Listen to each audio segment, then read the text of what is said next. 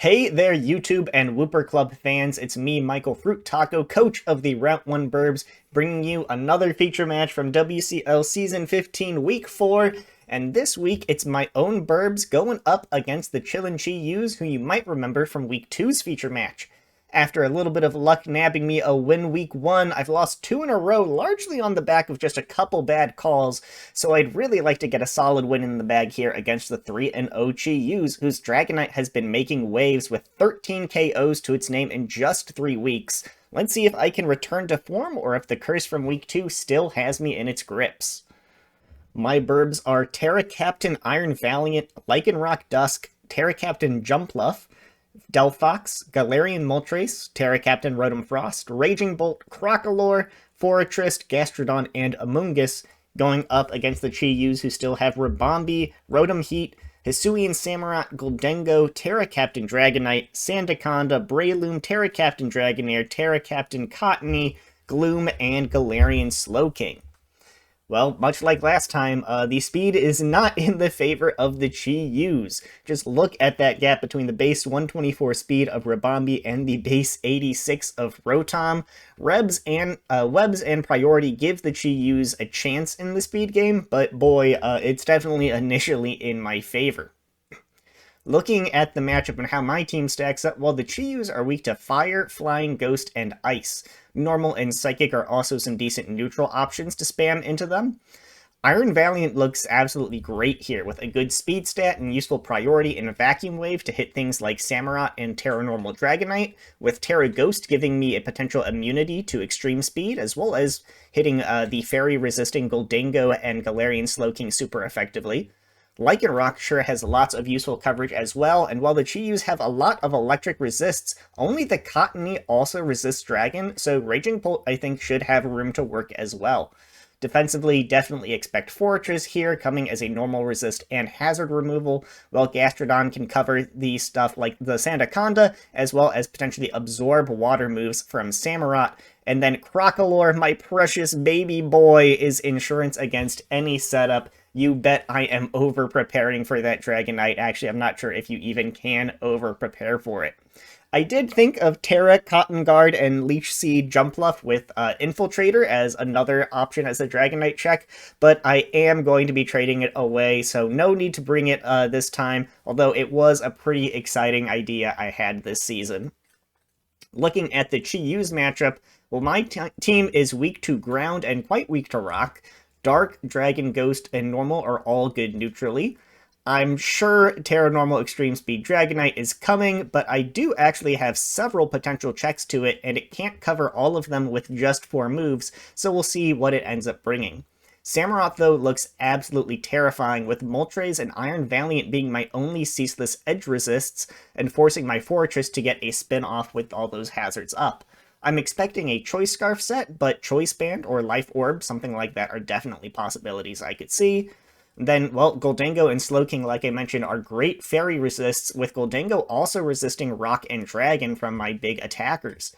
I also expect Ribombee to come with Webs as a way to outspeed Valiant with some of the other Mons, especially if we have, like, a non-scarfed Samurott. Overall, I think this is an interesting matchup. I feel very confident against the Dragonite that has been carrying the team so far, the Chi-Yus that is, so I think it all comes down to the Heatwave making good use of their other pieces. I feel pretty good going into this, but I'm going to be one bad prediction or surprise away from having a real tough time, I think.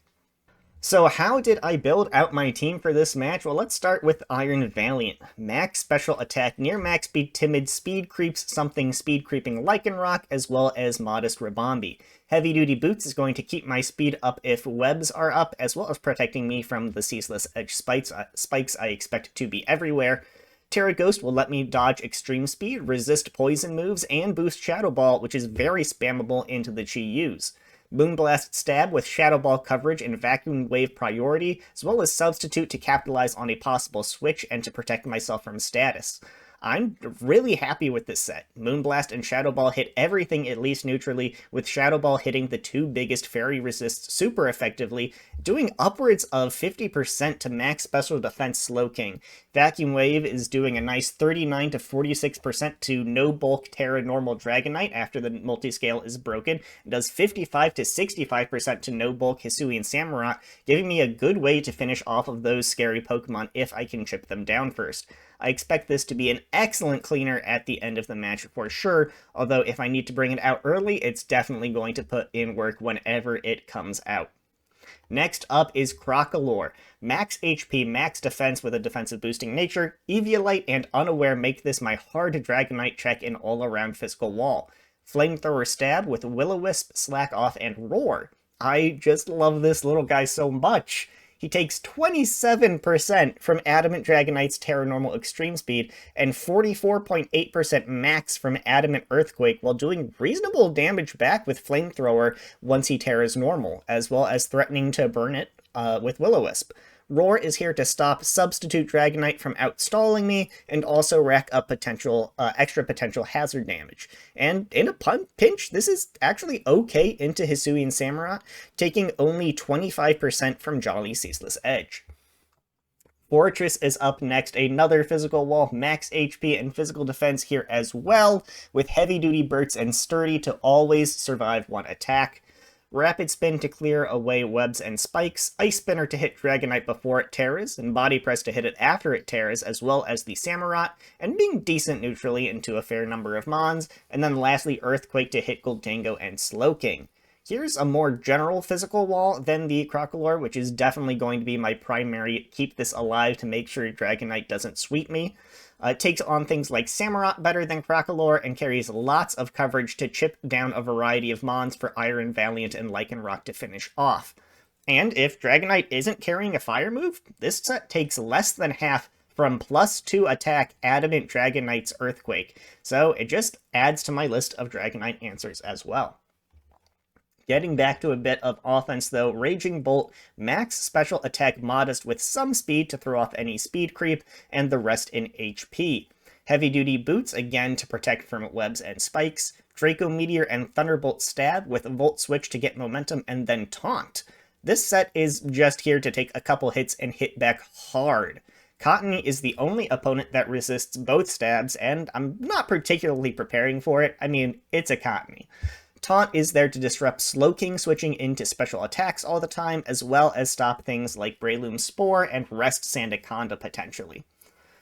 Next up is Lycanroc, max attack Adamant Nature with enough speed to outspeed Rotom and a little extra in case of a little bit of speed creep, and then the leftovers in HP. Focus Sash is going to let this be a strong lead option with lots of coverage moves, or it lets it take a guaranteed hit and KO something back, like a boosted Dragonite later on, as long as I can preserve that Focus Sash and keep some hazards off the field. Accelerock, Drill Run, Close Combat, and Crunch are the attacks here. Accelerock is useful priority and hits Ribombee and Rotom super effectively. Drill Run and Crunch both hit Gholdengo and Slowking super effectively, and yeah, bringing both was probably a mistake. I had been thinking about both options, and I think I just never remembered to pick one and change the other to something like Stone Edge, or maybe even Endeavor. And lastly is Close Combat for KOing Samurott and normal Dragonite, as well as just some decent neutral damage potentially elsewhere. I've really been liking Lycanroc this season a lot. Tough Claws with lots of coverage options is just so strong, and while it's frail, it definitely puts in the work if you can play it right.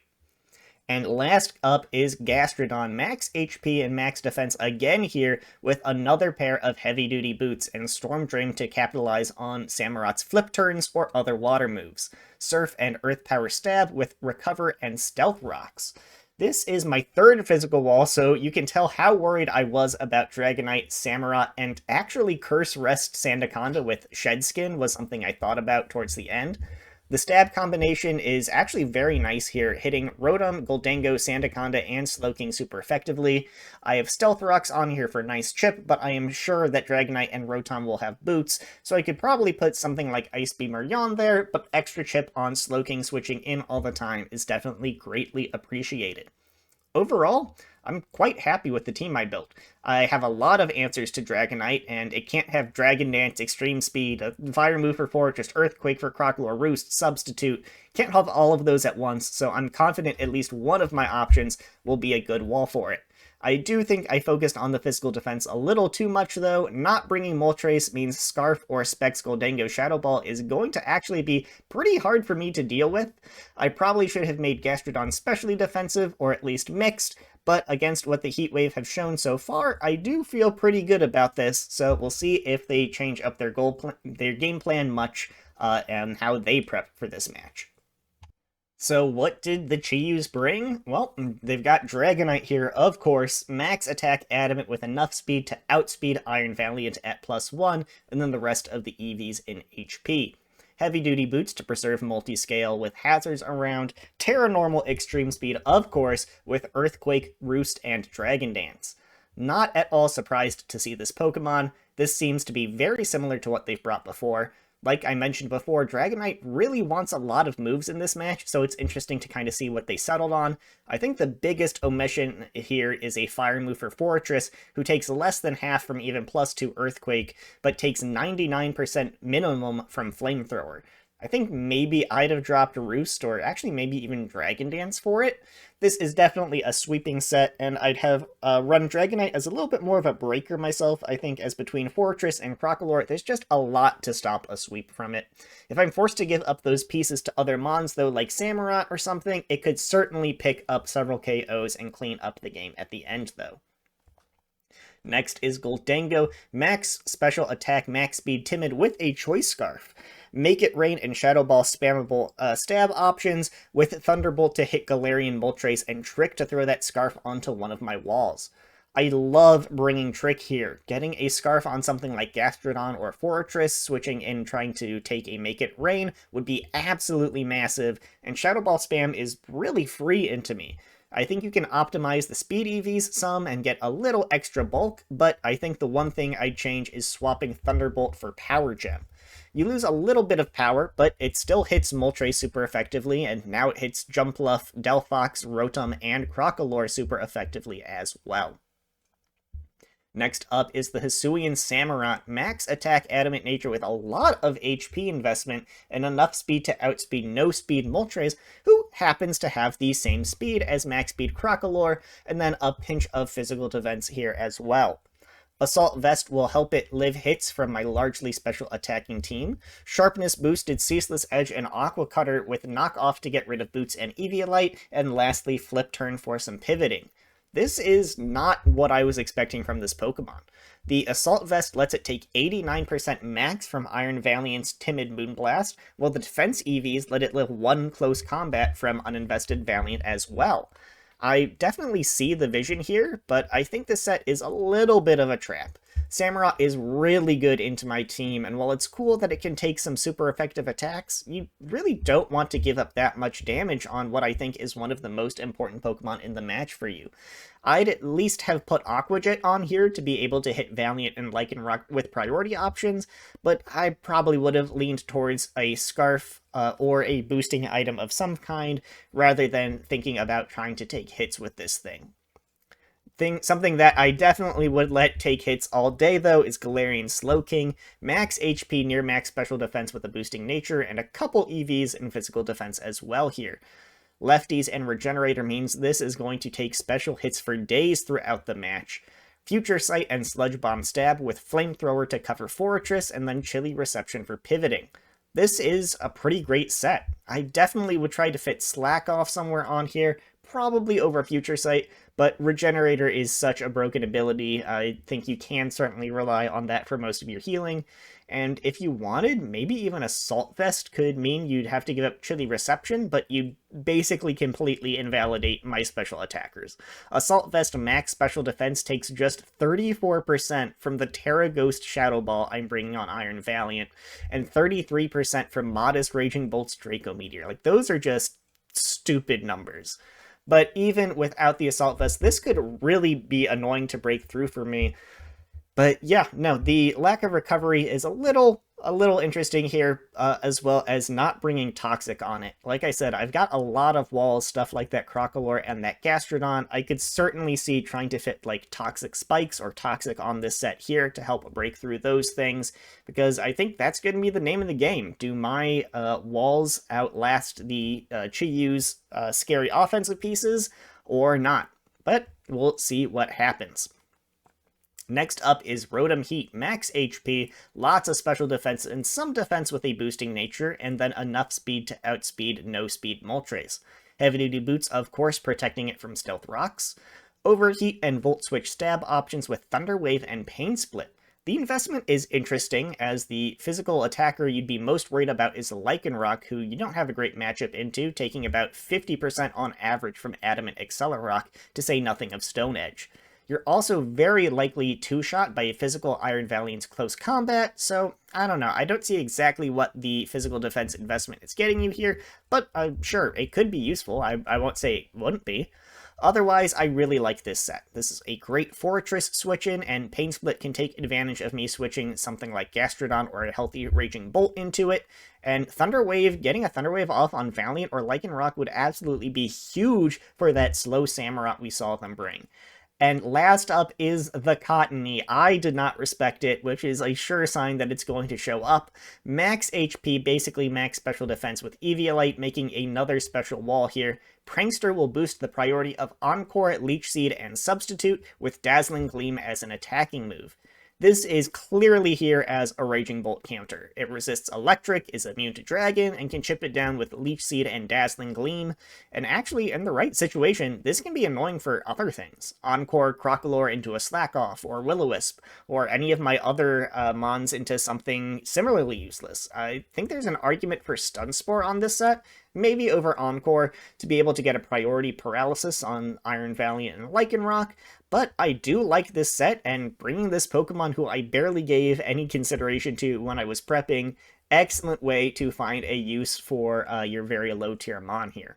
Overall, this is both what I was and was not expecting. The Dragonite set, almost point for point, is exactly what I prepped for, and the Gholdengo and Slowking are about what I expected. Cottonee and this specific Samurott set were completely off my radar, though. I think the success of this team comes down to Slowking and Cottonee, strangely enough. With the slow Samurott and the Dragonite, who has just an okay matchup, it's going to be pretty on the walls, I think, for this team to create room for those offensive pieces to work. Will they be able to outstall my stall, though? We'll see. Let's jump into the match and see how it all went down. Okay, so looking at this team preview here, I see what the Chi-Yus have brought, and I'm thinking, it's the Cottonee. Oh, what does this thing do? Oh, okay, it gets Prankster. Alright, it's sub-C shenanigan stuff. Okay, no Rabombi, though, means that there are going to be no webs and one less thing to outspeed Iron Valiant and Lycanroc. No Sandaconda is going to mean free Volt Switches and one less thing to bother Lycanroc later on. For the Chi-Yus, well, I didn't bring Moltres, meaning that Shadow Balls are completely free, as well as Future Sights only being resisted by the Fortress. Dragonite can't pop off until that Crocolore and Fortress are dealt with, though. For the leads, we're going to see Samurott and Lycanroc. In practice, I found that with the Sash and coverage options, Lycanroc just lets me get off to a strong start with good hits into pretty much everything except the Cottonee, I suppose. But I definitely don't expect that to come out first. Samurott can get up hazards, I suppose, but I do think this was a big risk for them when they could have led with something like Rotom for a Thunder Wave or Volt Switch. Again, I think this is going to be a really important Pokemon for them, so sending it up first, potentially a little bit of a risk. It will be a bit of a guessing game here, though. I'm wondering if the Samurott is Scarfed, and the Chi-Yus are probably wondering if I'm Sash or if I will switch.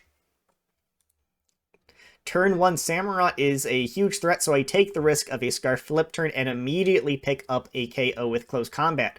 Gholdengo is out and reveals the Scarf and brings me down to 1%, but actually rolls low to not even trigger my Sash before Crunch gets a high roll and a defense drop. And Accelerock picks up another KO for Lycanroc here, and oh boy, we have got to talk about these opening turns. First off, the low roll on Shadow Ball obviously didn't matter too much because I had a sash, but it does mean that the Chi-Yus don't know that I had a sash. The high roll on Crunch meant that the defense drop didn't matter. Accelerock does 14% minimum without the defense drop, and Crunch does 76 to 90%, so I needed a slightly above average roll to guarantee the follow-up KO even without the defense drop, but it was by my estimate about a 1 in 3 roll that did go my way, but I also did have the defense drop, which could have covered a low roll.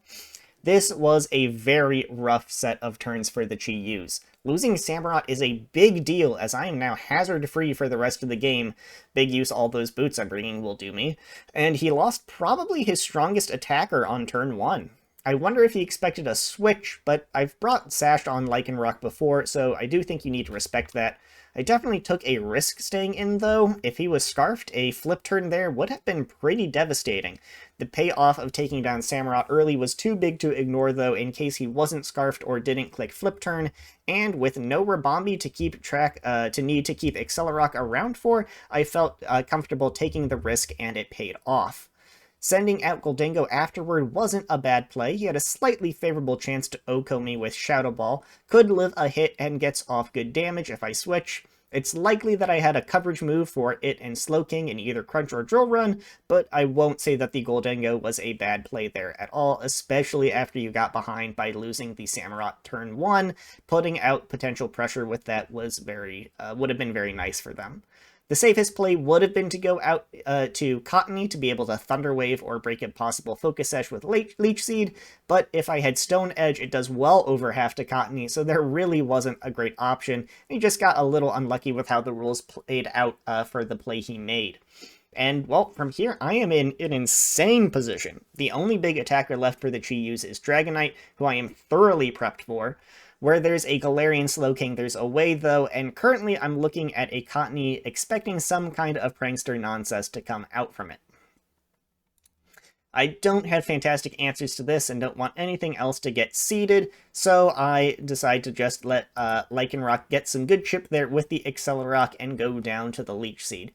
Probably not the best play, as I think Fortress was a great switch in here, and with Toxic Spikes from the Slowking being pretty unlikely, the only possible hazard left, preserving Lycanroc actually probably would have given me a good chance at coming back and getting at least one other big hit in later in the match.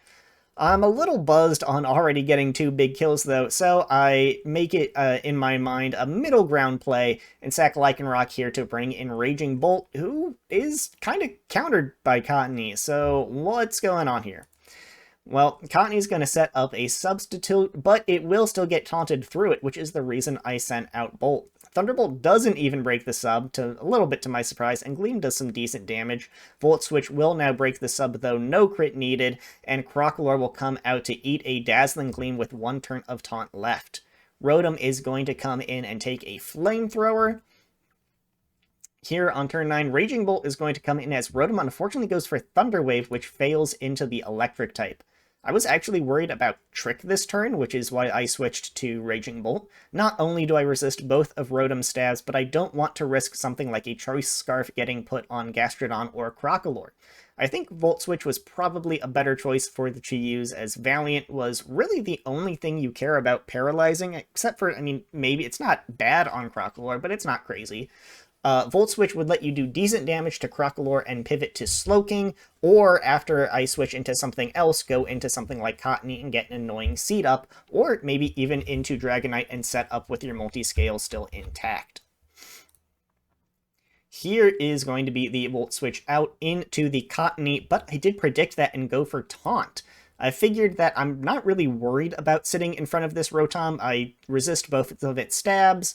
It revealed Thunder Wave. I don't particularly care about getting Will-O-Wisped. Just not a whole lot that I expect it could do to me, and the switch is likely, and honestly, I'd be happy taunting any of the other Pokemon.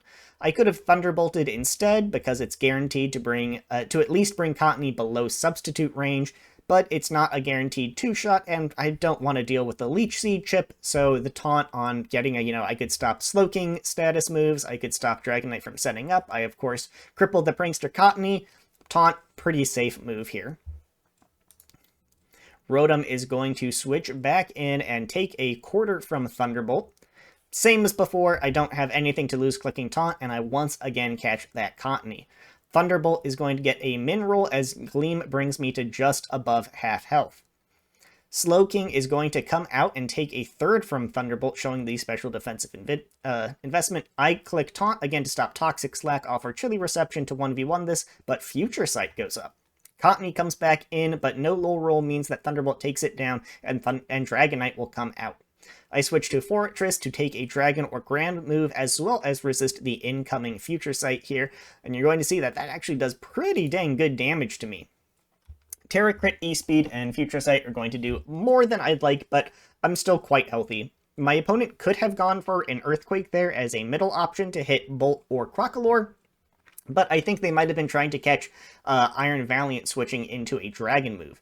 They are behind, so I won't fault them for trying to make a big play with that prediction, though. At this point, I'm just trying to play a safe game. I'm way ahead and need to preserve Crocalor for this Dragonite while making sure I also have a way to KO the Slowking. Rotom is going to switch in and take a good chunk from Body Press, making me think Dragonite doesn't have a fire move for the Fortress. By now, I'm fairly certain that Rotom doesn't have Trick, so Gastrodon is an okay switch in here, but Pain Split going to do 38% to the Gastrodon while healing 54% to that Rotom, which are kind of crazy. I'm still fine, but I now expect there's recovery on all three of the remaining Pokemon, so I'll have to carefully chip them down.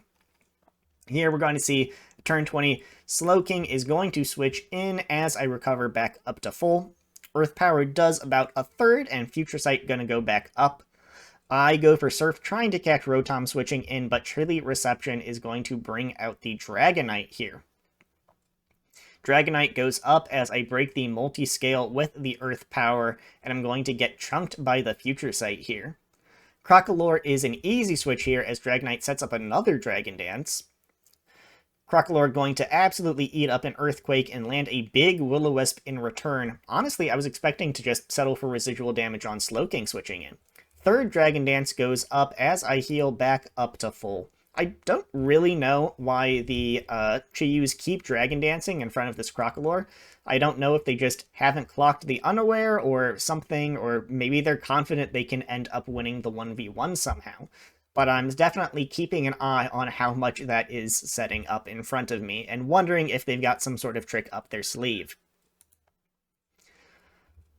Turn 27, still going for Dragon Dances, as Flamethrower is going to bring Dragonite below half. Roost is going to get Dragonite healthy as I roar them out, just concerned about if they have a plan to keep Dragon Dancing. Gastro going to be a safe switch in here to the Rotom, and I managed to block the Volt Switch to boot. Slowking comes in as a pivot, and I'm going to take the time to set up Stealth Rocks. I could have easily gone for a Recover or Earth Power, but I chose to set up late game Rocks. Now, I'm pretty certain both Rotom and Dragonite are going to have heavy-duty boots, so why did I bother? Well, one, it does let me confirm those items, but two, mostly just to punish the Slowking for switching around too much. I know I need to avoid being stalled out, so the rocks are just some insurance on that. Was it the better call? I'm not sure, but that's at least why I went for it there. Gastrodon's going to get a free recover up to full as Slowking sets Future Sight back up, and now I'm pretty certain he doesn't have Toxic. Earth Power does a third, which Regenerate will heal as Dragonite comes out and is going to show those nice boots on its feet. At this point, I'm starting to look at my endgame. Iron Valiant's Vacuum Wave does 39 to 46% to uninvested normal type Dragonite, and Moonblast does 45 to 53%. Terra Ghost Shadow Ball does 42 to 50% to Max Bedef Slowking, and we'll say 35 to 40%-ish to Rotom, although I know it has some, but not Spac's special defense investment, so I'm not exactly sure on that. Iron Valiant cleaning up looks great here, though, and Raging Bolt can drop one big Draco on the Slowking and Rotom, so now I just start looking to chip things down, especially this Dragonite. Dragonite's going to get up a Dragon Dance, and Surf plus Burn is going to bring it under half here as I take a big chunk from the Future Sight. Dragonite going to roost up, but I'm going to hit again with Surf, which will mitigate some of that healing. Extreme Speed going to come out and do 25% as I fire off another Surf, bringing Dragonite fairly low. Roost back up as I go for Earth Power here, fishing for a special defense drop in addition to the chip. Another Dragonite Dragon Dance, as Earth Power is going to bring him dangerously low after that burn. Roost, and we'll see still no special defense drop from the Earth Power. Turn 39, that's 5 Roosts down as I go back to Surf for honestly no particular reason. No max roll here is going to mean that Gastrodon lives on 2%, but even a max roll Earth Power and Burning Leaf Dragonite at its own 2%. Roost up and then Surf to chip it back down, as has been going on. Dragonite's second to last Roost, but Surf is keeping him in the yellow while maybe one day hitting a Rotom switch in. Earthquake finally brings Gastrodon down, though, after they stare at each other for 11 turns.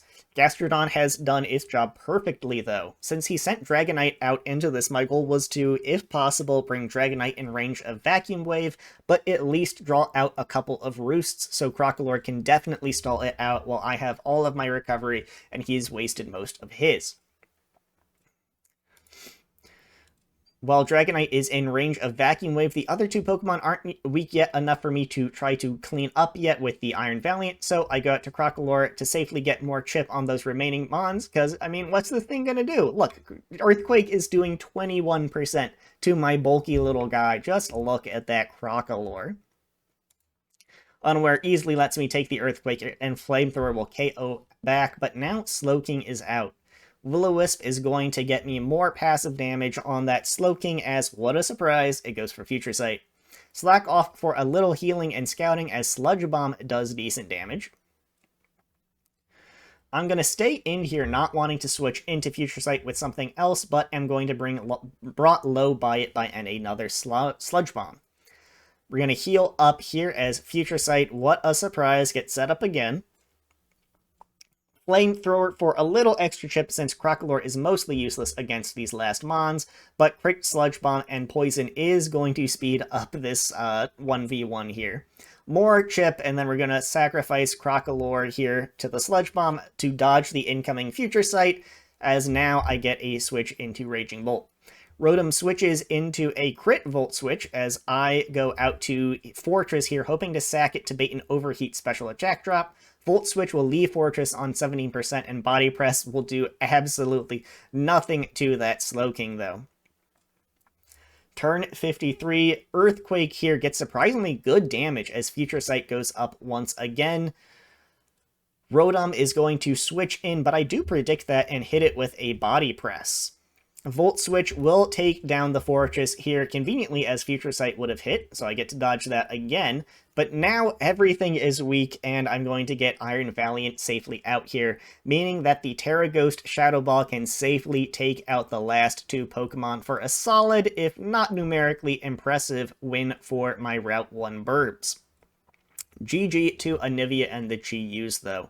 I've really gotten punished for just a few bad calls so far this season, and now it looks like I was finally able to pass on the curse. Those first couple turns were absolutely brutal. Some unfortunate decisions there, and in the team builder really put them behind the 8-ball this match. Losing Samurott early meant they had no way to break through Crocalor, and no Slack Off or Toxic on Slowking also meant it was really hard for them to wear down the rest of my walls to open up the Dragonite. In the end, sometimes you just have those matches, though, and thanks to them for playing a great game and giving me another chance to show off my boy Crocalor. This little guy is so good. Look at him in his little hat. Definitely working its way onto my list of silly guys I love, right next to Shuckle. Thanks to you for watching, though. This was week 4, so make sure you're subscribed to the channel and hit the bell so you can stay up to date with our coverage of the back half of the regular season and eventually the playoffs, though, and I'll see you in the next one.